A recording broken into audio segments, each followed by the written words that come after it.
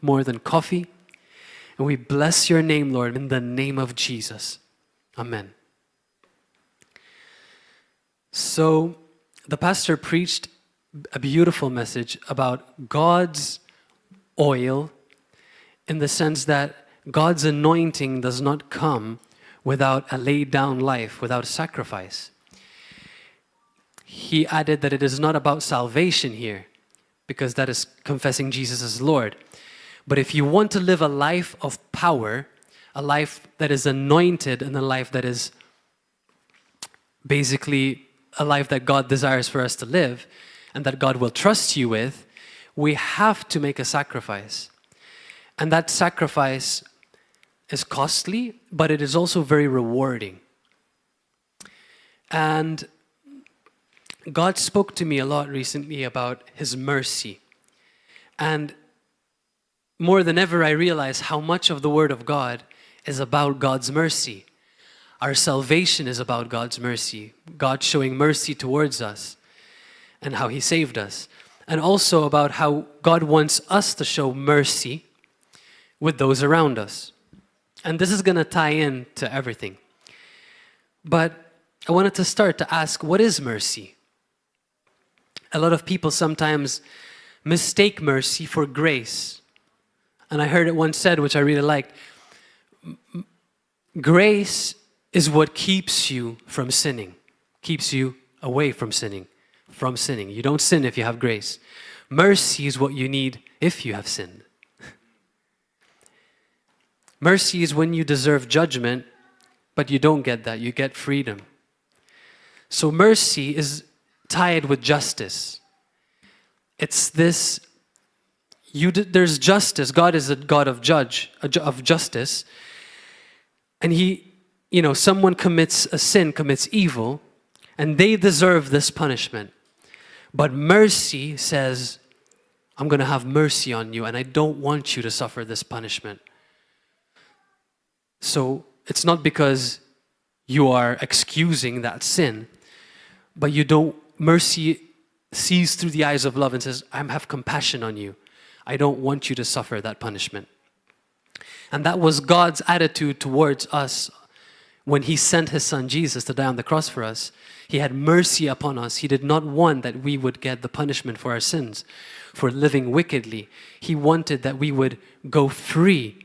And that is why He paid the price, the ultimate price, that we could, before God, be justified by Jesus Christ, through faith in Jesus Christ.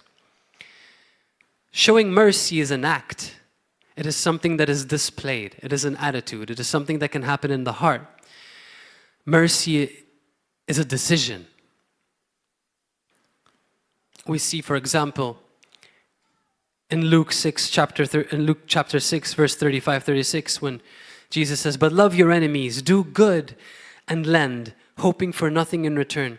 And your reward will be great, and you will be sons of the Most High.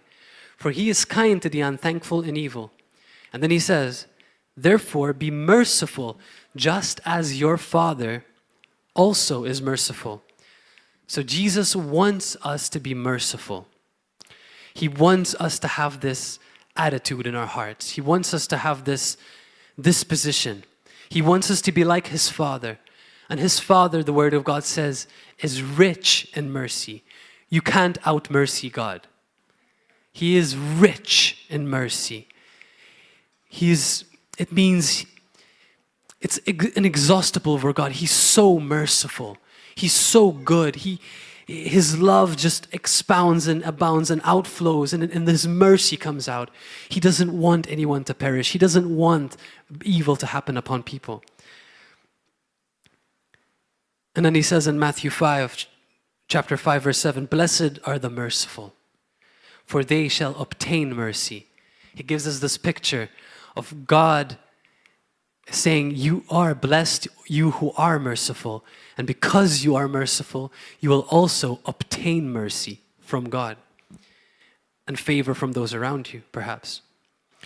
Jesus shows us the importance of mercy as well when He addresses the Pharisees. In Matthew 23, chapter 23, verse 23, He says, woe to you, scribes and Pharisees, hypocrites, for you pay tithe of mint and anise and cumin, and have neglected the weightier matters of the law, justice and mercy and faith. These you ought to have done without leaving the others undone. Jesus shows the Pharisees that these weightier matters were important to him. They left them undone, justice and mercy and faith. He's showing them that this is what was most important to him. He's saying justice and mercy, having this mercy towards those around you. Again, in 1 Peter chapter 2:10, it says again, I can't go over all the scriptures that talk about mercy, because we would be here all morning. That's how many scriptures there are about God's mercy. But in 1 Peter chapter 2, it says, verse 10, who once were not a people, it's talking about us, but are now the people of God, who had not obtained mercy, but now have obtained mercy. So there is a point where you cannot obtain mercy. God's mercy is extended to everybody, but not everybody obtains God's mercy. And that's why there's judgment. I'll give you an example. If there's someone who commits evil or breaks the law by murdering somebody, okay? In this justice system, they deserve to be sent to jail because they have committed a heinous crime. Now, if they were shown mercy, now in our culture, we don't just, say to someone, oh, you're free to go. They have to pay for their punishment. And that's the laws of the world, and there's justice. But if someone was to, let's say from the part of the family, let's say this man murdered a family member of this person, and this father of this child has mercy upon this murderer by forgiving him, by letting him free. He says, I have mercy upon you. May God bless you.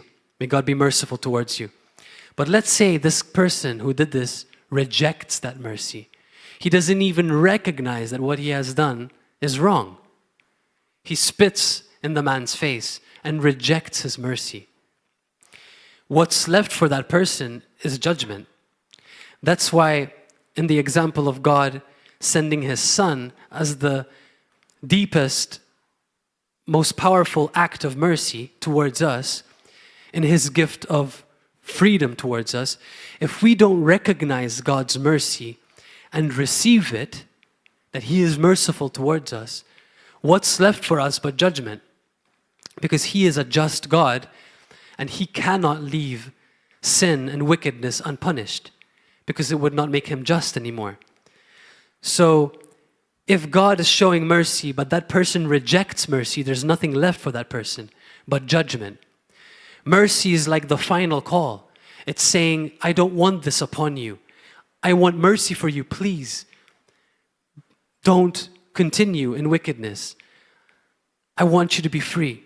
But if this person refuses the second chance and says, I don't want your mercy.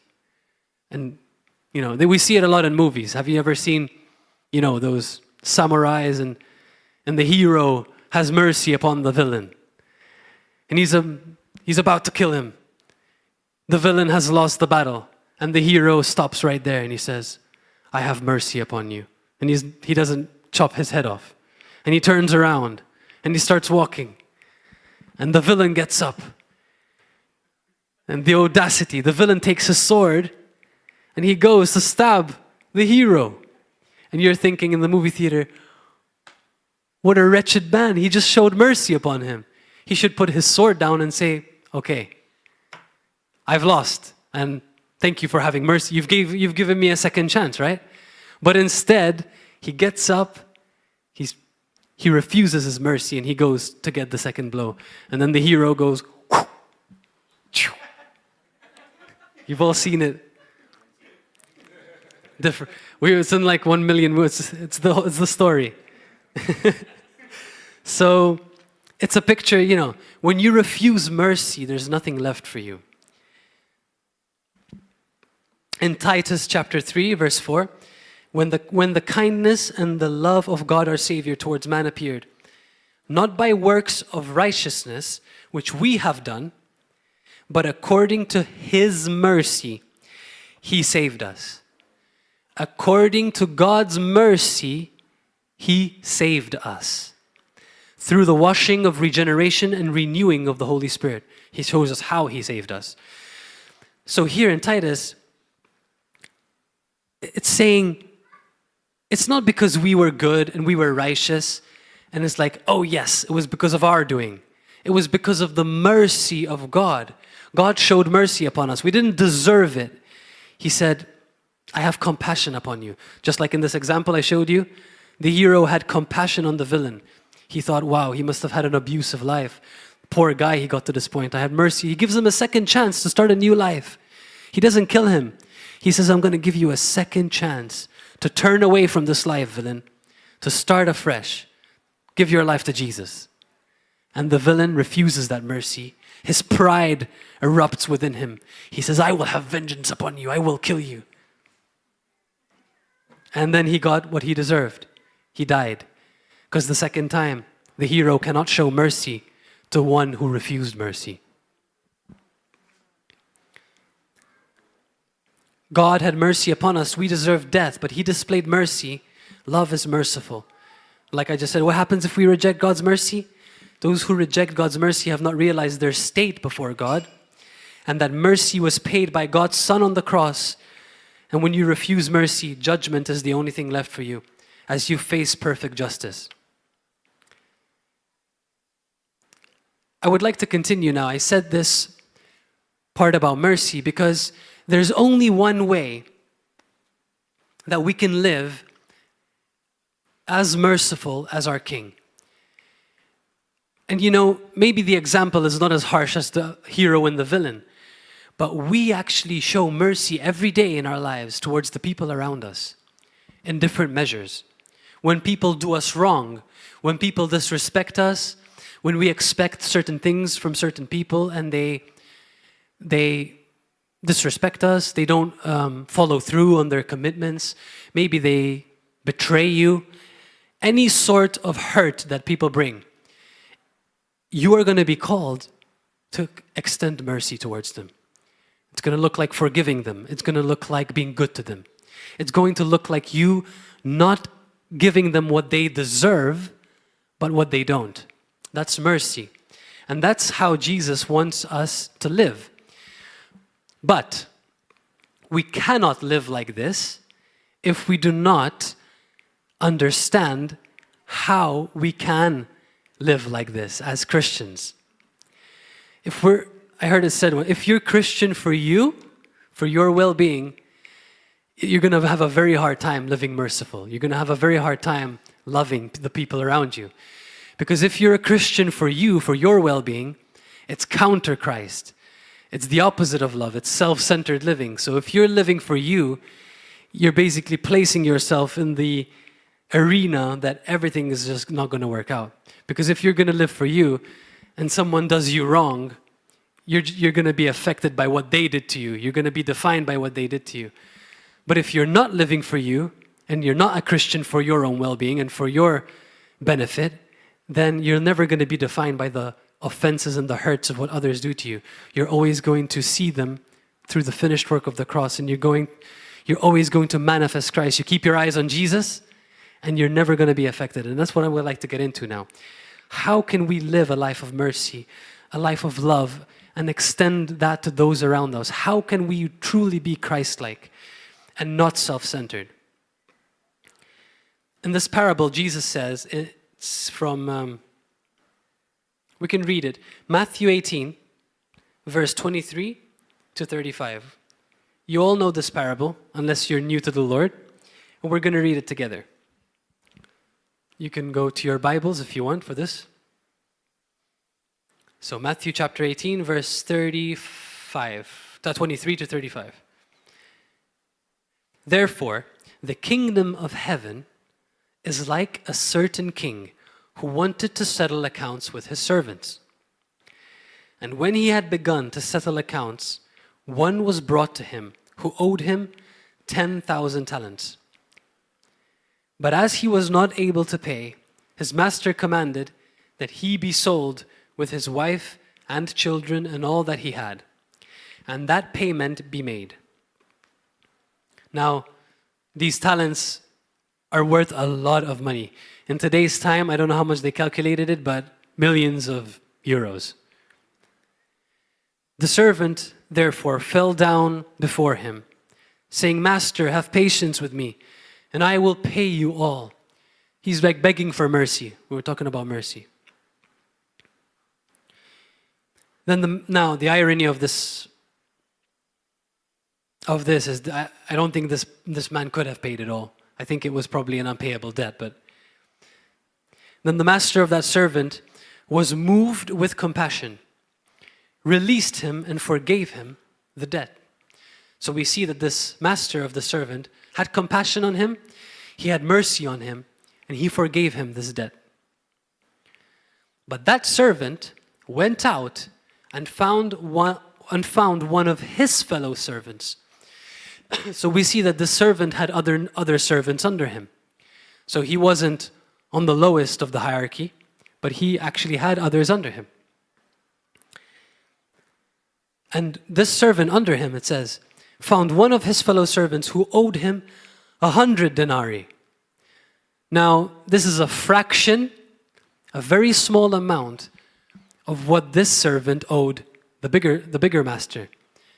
But the servant of this servant owed him 100 denarii, a fraction of what the other servant was forgiven. And he laid hands on him and took him by the throat, saying, pay me what you owe me.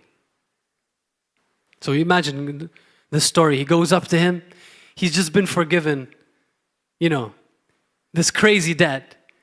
Probably on the same day, we don't exactly know, but in this period of time, he goes to his servant, grabs him by the throat and tells him, pay me what you owe me.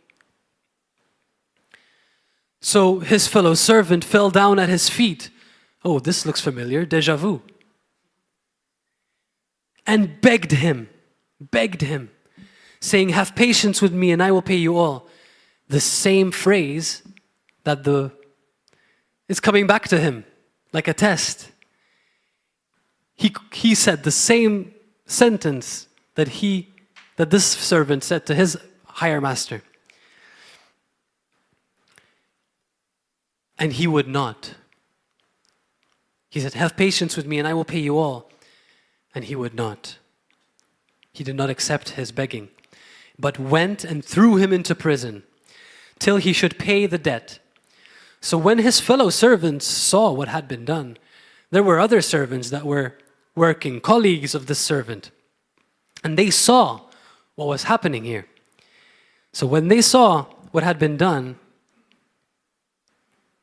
they were very grieved and came and told their master all that had been done, the higher master, the one who forgave him the millions and millions of euros in today's currency. Then his master, after he had called him, said to him, so the higher master called the servant that had done this thing. After he had called him, he said to him, you wicked servant, I forgave you all that debt because you begged me. Should you not also have had compassion on your fellow servant, just as I had pity on you? And his master was angry and delivered him to the torturers until he should pay all that was due to him. And then Jesus makes it very clear here by saying, so my heavenly Father also will do to you if each of you from his heart does not forgive his brother his trespasses. Jesus shows us a picture here of how serious it is for us to walk in unforgiveness, for us to walk. In this picture, he makes it so clear that we are the ones being forgiven this unforgivable debt, which God forgave us of our sins, and he's expecting us to forgive all those around us that little fraction of what he forgave us. And that's a picture of God's mercy and his merciful heart. He's saying it doesn't matter what they did to you. It doesn't matter what sin they committed. Forgive them because it is nothing compared to what I have forgiven you. the world is the ones that are not in covenant with God. God so loved the world and he gave Jesus, and he's extending his mercy to them every day that they may be saved. But the world without Jesus, the world out there that does not have Holy Spirit, that have not been born again, it is not geared to show mercy. It is not equipped to show mercy. It is not the way of the world. It is not the Spirit of God to show not the Spirit of the world to show mercy. Mercy is a thing of the kingdom. The world executes judgment accordingly. You get what you deserve. Even if they themselves commit the same sin, they are very quick to point their fingers and to execute judgment. The world stones the woman when they themselves were doing the same thing yesterday. The world is not fair. It doesn't have a fair form of justice. The world just sees wickedness, sin, and justice.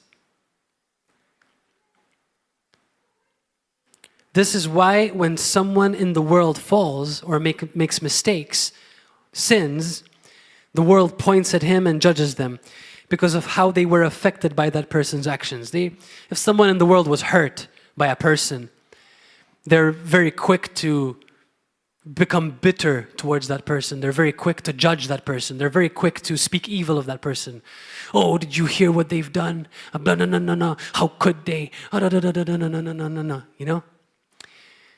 I know some people, or for example, let's say someone who has been beaten their whole lives.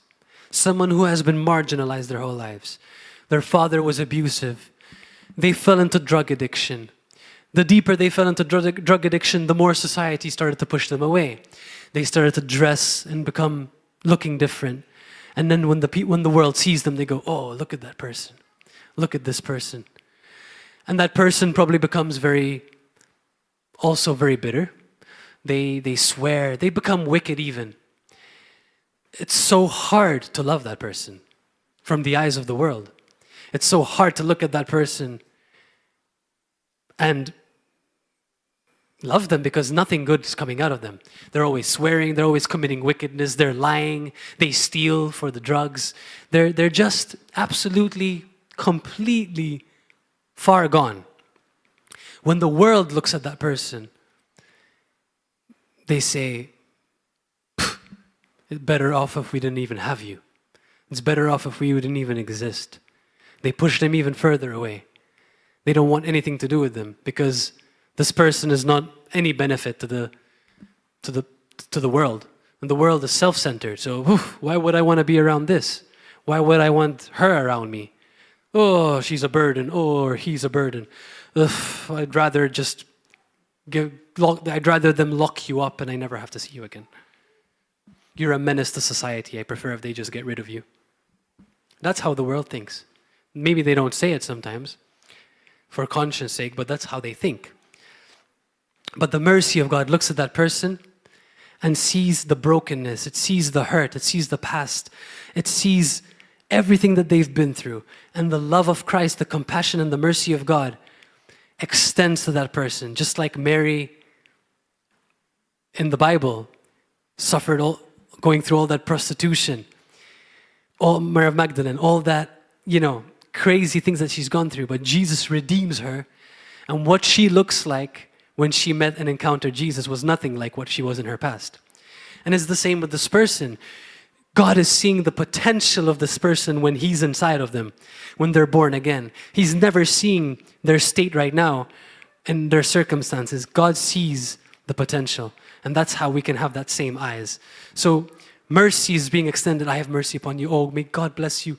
The compassion of God goes to this person. But the world cannot see that because they don't have God's mercy or compassion. Jesus had mercy towards those around him when they hit him, when they spat on him. Jesus, the most perfect man, righteous, not even one sin. They're spitting in his face. They're hitting him. And he's showing mercy towards them. Not at one point that Jesus let himself become defined or become the product of their misbehavior or what they couldn't see. Jesus at any point had in according to our rights, to be like, oh, I'm done with you. Lord, you've sent me. I've healed these people. I've raised their dead. I've casted their demons out. I've done nothing but good. And this is how they treated me. They spit on me. In the world, they would have been like, you're right, Jesus, you're right. You've done everything right. I mean, these guys don't deserve you. You should just go and be done with them. After what they've done to you? No, I don't think they deserve it. After how they treated you? No. So, Jesus was never defined by what they couldn't see. He loved them even when they treated him in this way. He never lost sight of who they were created to be. Jesus never lost sight of the Roman soldiers' potential and who he created them to be. He never let sin in them change his mind about his love for them. Mercy does not look at a man's failure. It looks at his potential. He sees what you look like when he's inside of you, and he has compassion on you. I would like to continue with Matthew chapter 16, verse 24. There is only one way that you can live truly as Christ and manifest Christ in this way. To love those around you, to be merciful to the unjust and to the unkind. There's only one way, and it's in Matthew chapter 16, verse 24.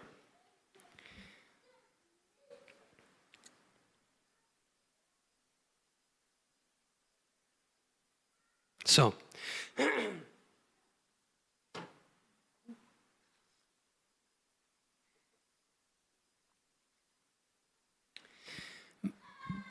let's find it. I don't have my Bible.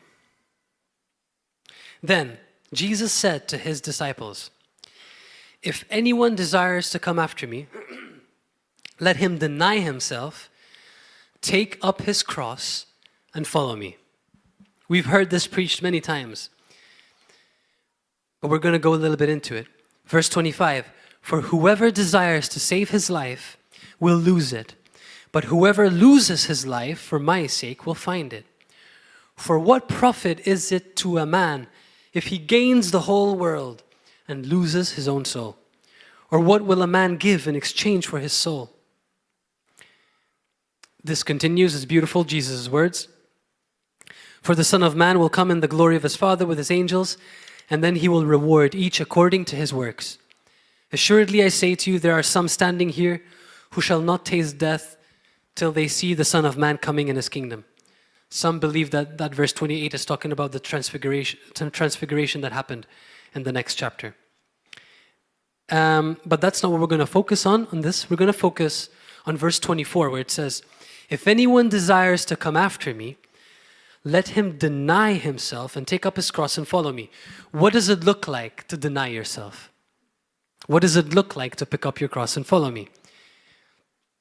I would say taking up your cross and following Jesus is basically saying, Lord, I'm not going to let anything what happens to me or what is said to me define who I am. I'm just going to continue to look to you, continue to look at Jesus and manifest Jesus and not be affected by anything around me. I'm going to pick up my cross. I'm not going to be defined. I'm not going to make it about me.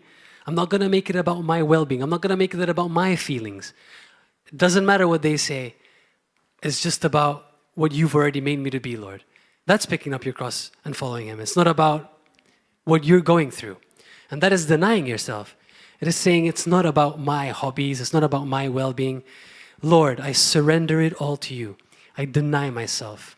I come before you and I say, your will be done. It's not about what I want. It's not about what I feel. And when you start to live like that, you'll start to manifest his mercy and his love. And it says, for whoever desires to save his life will lose it. But whoever loses his life for my sake will find it. So Jesus is saying, if you try to save your own life, if you try to live it in this world, this little short gap you have here, if you try to make something of your life in the way you want it and invest in yourself in that way, you're going to lose your life. But if you lose it for my sake, which means that you lay your life down, it's what the pastor was talking about last night. He's saying that in this sacrifice, Lord, in me bringing you this sacrifice, if that means me not doing my hobbies, if that means me not doing what I want to do, if that means me praying more this day, if that means me reading the Word of God more, if that means me anything that I can do, praying, anything that I can do, Lord God, to be an offering to you, I'm going to deny myself those pleasures. I'm going to deny myself those rights because I want to be on fire for you, because I want the oil to burn, because I want to be, my life to be an exchange so that it would create much fruit for your kingdom. Many souls, Lord God, through my life will come to the kingdom of God. You're offering your life to God, that His kingdom would come, and that through your life, God would have brought so much as a harvest. The pastor talked about the investment. It's like, God, I want to be a good investment to you, you know? I want to be the investment that when you trusted me, you're going to get much fruit from my life.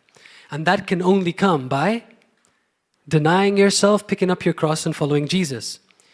And that's why Jesus makes it clear, if you desire to save your life, you're going to lose it. And I love this because it goes deep. Jesus is saying, when you make this sacrifice to deny yourself, there's a great reward. There is a great reward. Maybe there are sufferings in the flesh. And like it says in Peter, when we suffer in the flesh, it's gain for our spirit.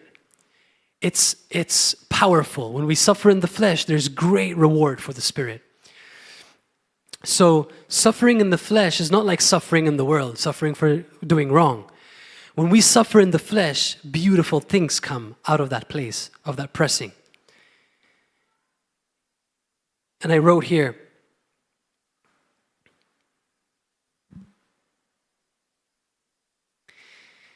when we make these sacrifices, God wants us to come into this place of denying ourselves, not because He is withholding good things from us, because He doesn't want us to enjoy the beautiful mountains or walks in the park, or because He doesn't want us to enjoy the creation.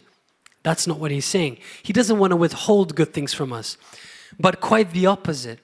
It's because He knows that the good and the most glorious life we can have here on earth, and this is why He created us in the first place, to become this love, to manifest. The most glorious life we can have here is a laid down life. And it can only come from a laid down life. This glorious life He has for us. That's why He says that we find it. He didn't say if you lose your life, you'll be sad and depressed. He said if you lose your life, for my sake, you will find it. So when you make this decision of denying yourself and picking up your cross, you're actually finding life. It's not like you're giving up the world and then you get nothing in return and you're depressed. It's quite the opposite. You're getting something so precious, so refined from this decision. True life is in surrender. Because in surrender, we arrive to our created purpose. And that life is a sweet life of knowing Him, knowing Jesus, in the most glorious way. Think about how you know Jesus right now. And then think about how when you didn't know Jesus. What a difference is there, right? Jesus is saying, there's so much more. There's so much more. There's so much oil left to draw out. For example, there is a knowing of God that it can only happen in suffering. You can know God in His suffering, and in your suffering, you can know God in a way where nobody else knows Him except those that suffered for the cross, those who suffered in the flesh. And it is such a sweet revelation, it is such a sweet place, so beautiful to know God in this way, that when you experience that, you will say, God, I am so glad that I have sacrificed this for you. When you see Him, that part of Jesus. As you suffer in the flesh, there are mighty spiritual blessings. Glorious things you will learn about Jesus. things that he wants to teach to you in particular, that is unique to you as well. Personal things he wants to show you. Some things that you can only see in that place of sacrifice and that love for him. So there are heights in God, there are places in God. We're not talking about salvation here. You can be a very immature Christian, absolutely born yesterday in the Spirit, died the next day and you go to heaven, completely carnal in your way of thinking. But we're alive here. We're not dead yet. So God wants us to pursue this place because he wants us to bear fruit for his kingdom. He wants us to know him in this way, here on earth. To keep intimacy with him. And I wrote this, we have to be careful how and what we hear. You know, what can compromise this place for you? There's only one real thing that can compromise this achievement in Christ. And it's actually what you hear, what you lend your ears to and your eyes to. Because if you only lend your heart to him in intimacy with God, only hear what he's saying and only see what he's saying, you won't have any battles of that sort to pull you away from this gospel, which is the only gospel of power, the true gospel of denying yourself and picking up your cross and following Jesus, the only kind of Christianity that is not self-centered, because that's not Christianity. And that's why a lot of Christians struggle, unfortunately, is because they do not live Christ in this way. So, what can steal this revelation of pursuing God in this way? What we hear and what we see. So a lot of us, the enemy tries to destroy the word that has been formed in us. And that's the only way he can get you to live for yourself. The only way he can get you to live for yourself is if you stop believing who you are, if you start to get distracted with other things, and if he is able to make the word in you count for nothing, then he's basically achieved what he wanted. You're going to become complacent, you're going to become indifferent, you're not going to love those around you, you're not going to be merciful to those around you, and you'll continue to come to church week in, week out, but he doesn't care. Because he's not interested in you coming and singing praises to God. What he's most scared of is you actually manifesting Jesus. What he's most scared of is when the world does you wrong, absolutely disrespects you, and you love them in the midst of that, and you're compassionate and you're merciful. That scares the enemy. He's like, whoa, he's not reacting like the world. Why is he not getting frustrated? Why is he not having a bad day right now? That guy just, I don't know, did the worst things to him. Why is he just loving him? Why did he buy him a box of chocolates? Why did he send him a love song? That scares the enemy because it's so counterculture. It's so, he doesn't even understand it because he can't. So when we keep this intimacy with God, spending time with him, praying in the Spirit, knowing God intimately, listening to his voice, we'll start to live like this. It's just automatic.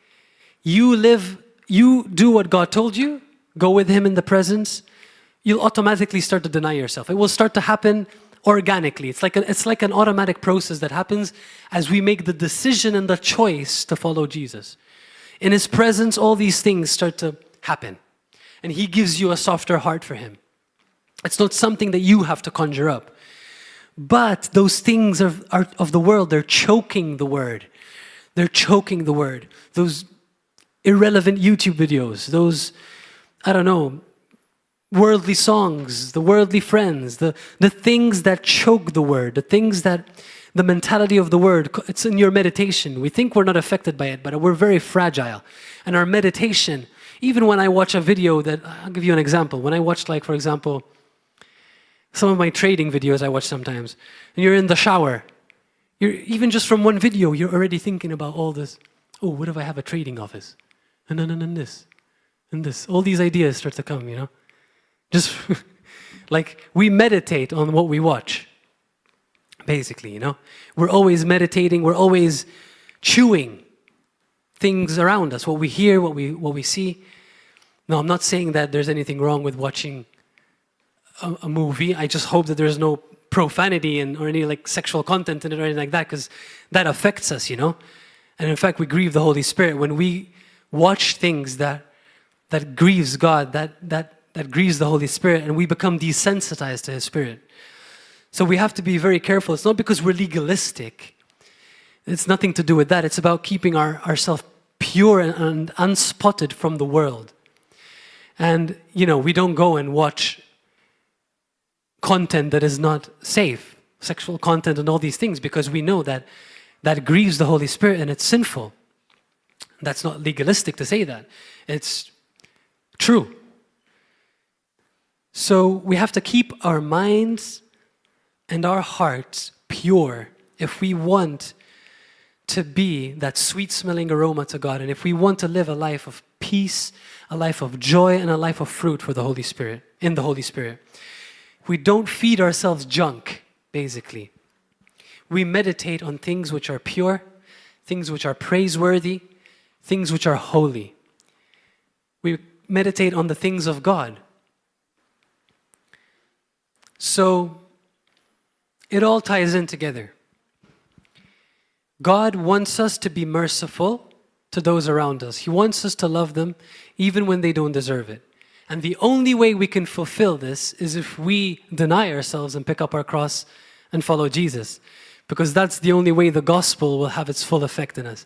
Because if we live for ourselves, then we can't possibly fulfill what God has called us to do. And you'll be left feeling like you're not fulfilling God's purpose for your life. You'll be left feeling complacent, like the fire is running out. And in fact, Eric Gilmore says this, I love it, maybe he heard it from someone else. No amount of serving in the king's presence can amount for the neglect of the king. So, Jesus wants to fellowship with you. And He knows that the only way that you're going to fulfill this is if you fellowship with Him. Speak with Him, you pray with Him, you spend time with Him.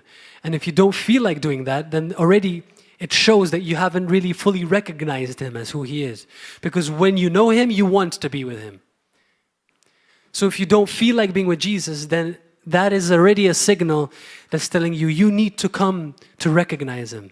By faith, come and He'll show you, He'll reveal Himself to you, and you'll start to love Him. Because He is lovable. He is desirable. You cannot be in His presence and experience Him and not desire Him. He is extremely desirable, more than any sin you can imagine, or more than any other hobby or thing you have on your mind. He is more desirable.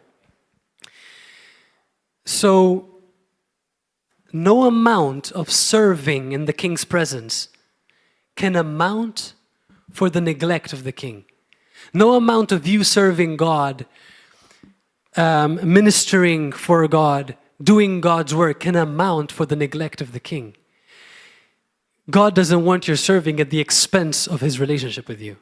So He wants, first and foremost, your heart to be fully committed to Him, because He knows that when you're in that place, now you're going to run and walk well. But if that first step is out of order, everything else doesn't work. You'll become weary, you'll become heavy, your discernment will be off, you'll start giving people bad advice, you'll start counseling people, giving them wrong advice, because you'll start to think like the world. You don't even realize it's so subtle, because it's all around us. And even Christians think like this sometimes. So you really need to be in the presence of God, in a deep place with God, to be able to see things correctly. The moment you neglect the king and you start to get distracted with life, it starts to subtly distort your perspective. You'll still be living as a Christian, but things won't be right. Things will be off. And the Lord will start to speak to you to show you, son, did you realize what you just told that person? That's not my mercy. Do you realize your attitude towards this person? Do you see your heart here in this area? And He'll start to show you. The enemy will try to condemn you, but God is not trying to condemn you. He's just trying to show you, it's like, son, come back into the secret place. Come back into this place of rest. Come back to this place of worship. Come back to this place of prayer. And everything else will start to flow again. Maybe in the beginning it might feel a bit of a sacrifice for you. But God's grace is sufficient for you, and God gives grace to the humble. When you submit yourself to God in this way, He gives you grace. There's grace. That's the grace. It's like this push, like the supernatural force of God. Like, I can't do it in my own strength, God. And it's like, whoa, you just feel this, wow, I can do it. I just feel this grace to do it. I just feel this joy in my heart bubbling up to be able to fulfill this when I didn't before, by being in His presence. That's grace, the ability of God for you to carry out His will, to fulfill what He has called you to do. You come to Him, He does the rest. Whew, and it becomes effortless. God gave me an amazing piece of revelation recently. He said to me, when we start things on our own initiative, whether it's a job or a task or any sort of venture that we start on our own initiative, we're going to feel like we have to sustain it in our own energy. And we become worn out because God does not endorse, or God does not support anything that He's not behind. So that's why sometimes we also feel dry and worn out, because God is not the one that might have called us to do that. Sometimes we just want to take things on our own initiative. We say, I'm going to start this, this, and this. I'm going to start X, Y, and Z. I'm going to do this, this, and this. And we didn't even consult God about it. We didn't even pray. We just woke up one day on a whim and we said, yep, I'm going to do that. Thank you. And, that's why fears start to come in. Doubt whether it's going to start to succeed. When God calls you to do something and you're confident in that, why on earth would you ever be in doubt? Even if there is a storm, you're on a ship, God told you to go. You're going to be like, well, this ship's going to have to get there. God told me. I mean, it doesn't matter what happens. God told me, I'm 100% sure it's going to get there. But if you decided to go on your own initiative and then the storm is there, you're thinking, oh no.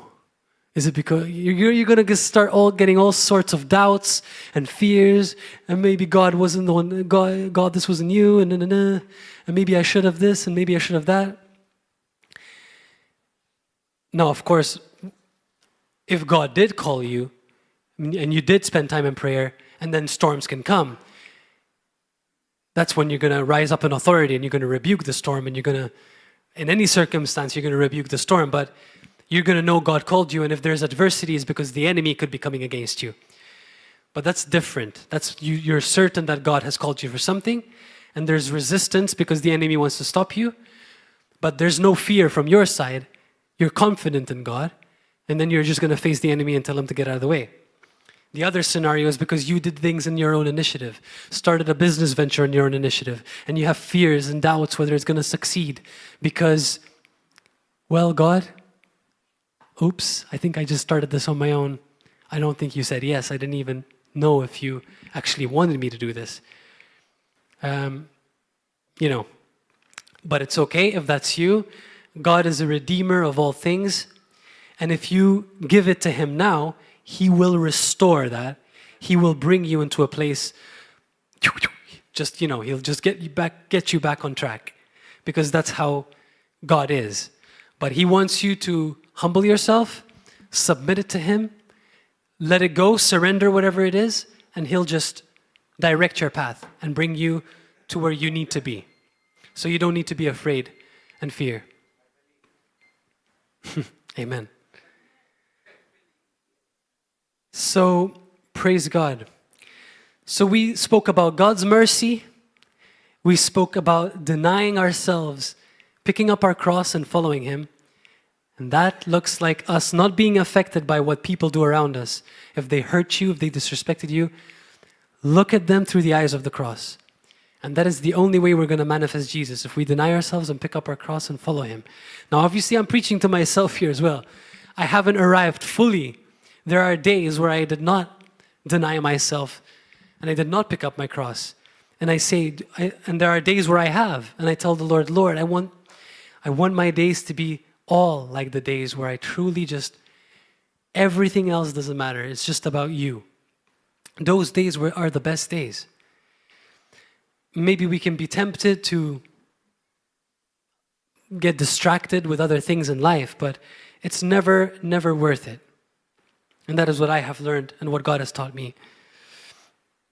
So we spoke about God's mercy and that it can only happen if we can only have this kind of a heart and live in Holy Spirit if we deny ourselves and pick up our cross and follow Him.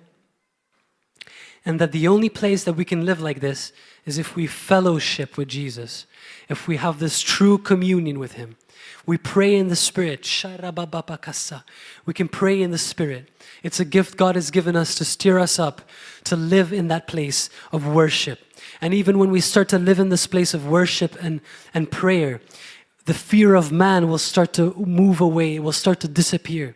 You'll start to find yourself living free from the fear of man. You'll start to find yourself free from those thoughts that try to hold you captive. Those meditations that are lies. And because you know God's voice so well, you're so easily able to just move those lies away. You're just so able to move them away and say, Lord, that's not from you. Thank you, Father, that that's not who you created me to be. You have a bad dream and you say, Father, thank you that that's not who you are, who I am. Thank you that it doesn't matter if this dream came. Thank you. And you just start worshiping God and it's just like nothing ever happened. You just start to live in such a place where the world does not affect you. You live in a place where people's offenses, where people's sin does not trigger you. You're free from everything the world could do, just like Jesus was. Jesus was able to walk in the midst of sin and not be affected by it, love people through it. He was able to live amongst the Pharisees and not be offended by them. Jesus' righteous anger is not him being offended. It's a very big difference. So when Jesus is stirred up towards the Pharisees, when he calls them hypocrites, it's not him insulting them because he's offended. It's like, oh, like, how could they do this to me? You hypocrites. You know, there's a big difference. He's showing them. He's in his word of authority. It's almost like he's rebuking them and he's telling them, not because he's offended because of them, but because he fully knows who he is, and he's just speaking the truth. And he hopes that if they have ears to hear, they will hear it.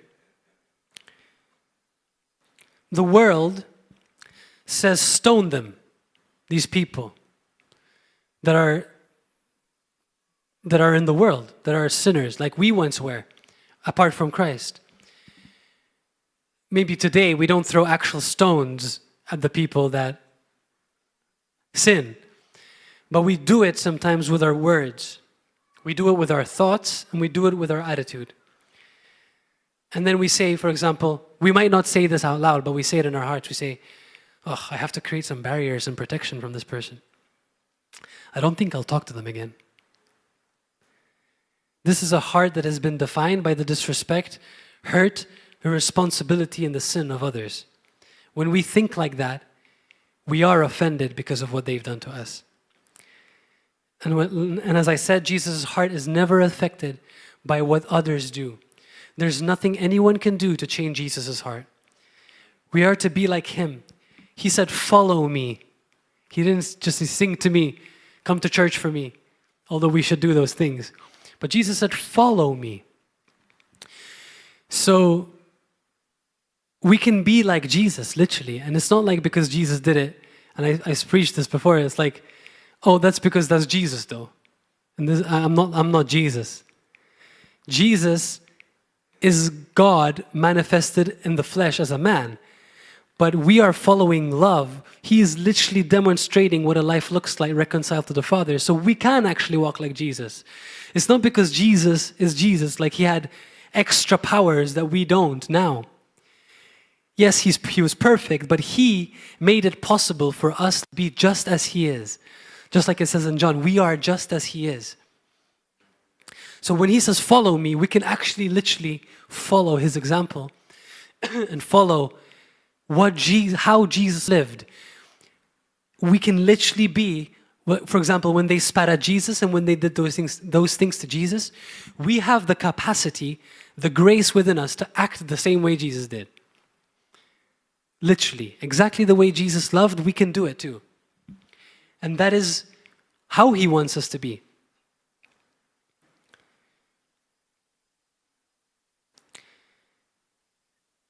So, basically, that's pretty much what I wanted to say, what I wanted to share. Praise God. So, if there is anyone who felt like this message was for you, if you say in your heart, even like the pastor was preaching last night, Lord, please purify my heart. I don't want any idols in my heart, Lord. I want my house to be completely yours. I want to be on fire for you. I don't want to be distracted by the world. I don't want to be affected by the world. Lord, I want to be on fire for you. And even if you feel like, Lord, I don't even have hunger for you. If that's you, I believe God wants to impart a fire to you. God wants to give you hunger. He wants this for you. And it's not something that you have to be afraid of. It's not something that you're not sufficient for. You qualify for this. Every one of us who believes in Jesus qualifies for this life. And all he wants is our yes. All he is asking for is just, son, just give me your yes. And he'll do the rest. And of course, he gives us the grace to say what I've been preaching, that we can spend time with him. He gives us the grace to be with him. He gives us the grace to pray. He gives us the grace to minister. He gives us all these things, brothers and sisters. He is the one who keeps us. He is the one that keeps us. We can't keep ourselves. He is the one. I stand here today by the grace of God, not because of in and of myself I am sufficient. How many times have I had the wrong way, but because perhaps of my continually coming to God, he has kept me. God will keep you if you keep coming to him. Never stop coming to him. He will continue to hold you. He will continue to love you. And as I was saying, there is great revelation and beauty and glorious joy in knowing God in his suffering. When you suffer in the flesh, great is your reward. Great is your reward in heaven, and great is your reward here. You're going to know Jesus in such a beautiful way. He's going to use you in such a beautiful way. He's going to give you new desires. You're going to see the place where you are right now, you won't even remember it. You'll be in such a different place as you come to God in this way. Laying hold of what's ahead of us. Not looking at the past, but beholding him. Look ahead. Don't meditate on the things in the past. Just look ahead. Just keep walking straight. Like that horse with those things on the side. So I'll end that there. I think I've said enough. Father, thank you so much for this word, Lord, that you've been speaking to me. And I thank you for speaking it to your church, Lord God. I'm humbled and I'm honored to stand before the people of God, a holy people of God. You have presented us holy and blameless and above reproach in your sight. Know that as you come to God, he presents you holy. He presents you blameless and above reproach. The blood of Jesus washes you clean. The blood of Jesus is sufficient for anything you have done. The blood of Jesus calls you forgiven. It says you are holy and blameless and above judgment. God has extended his mercy towards you. Father, thank you for your mercy. Thank you for this morning, Lord God. Thank you that we can be free. Thank you that we can have your peace. Thank you that we can have your joy. Holy Spirit, I just ask right now, may you come and heal and mend every heart that is broken. Holy Spirit, may you come and break every pattern of thinking that is not of you. Holy Spirit, come and do what only you can do right now in the name of Jesus. Hallelujah. Holy Spirit, we pray even people will be healed right now in Jesus' name.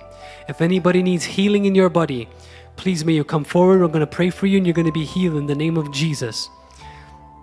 If anybody is heavy if anybody needs anything, any sort of prayer, we'll pray for you.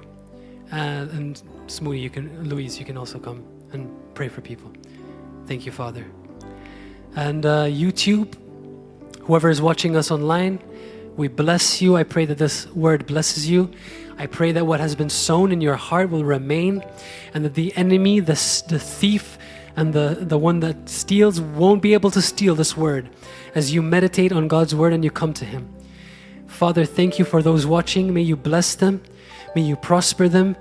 And may you, if they can come to church, may you bring them to church, Lord God. Come to church. If you are able to, please come and join us. It is special for you to come, and your presence makes a difference. In Jesus' name, we bid you farewell. May you have a blessed